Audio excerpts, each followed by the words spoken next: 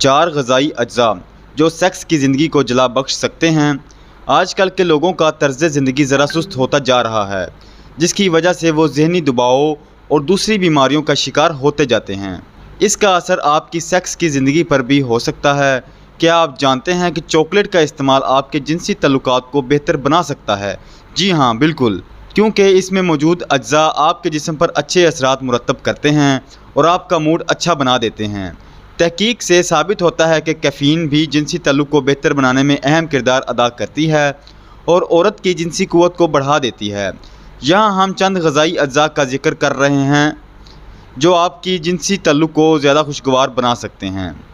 Beta carotene.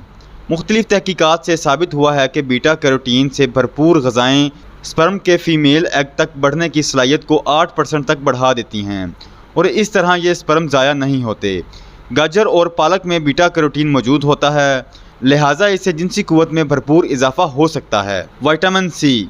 अगर आप ज़हनी दबाव का शिकार हैं जो आपकी जिनसी ज़िंदगी पर असरअंदाज हो रहा है, तो आपको ऐसी ग़िज़ाओं की ज़रूरत है जो विटामिन सी से भरपूर हों। ज़हनी दबाव को कम करने में और अपने बिस्तर पर अच्छा वक़्त गुजारने के लिए विटामिन सी से भरपूर किन्नू और आंवले का इस्तेमाल लाजमी करें। अगर आपकी ग़िज़ा में ज़िंक की कमी होती है तो जिस्म में स्पर्म भी कम बनते हैं। ज़िंक वाली ग़िज़ाएँ जिस्म में टेस्टोस्टेरोन लेवल को बढ़ाकर सेक्स में इजाफ़ा करती हैं, लिहाजा ऐसी ग़िज़ा खाएँ जिसमें ज़िंक वाफ़र मिक़दार में मौजूद हो। इसलिए आप तिल, दालों और काजू का इस्तेमाल लाजमी करें। Vitamin E.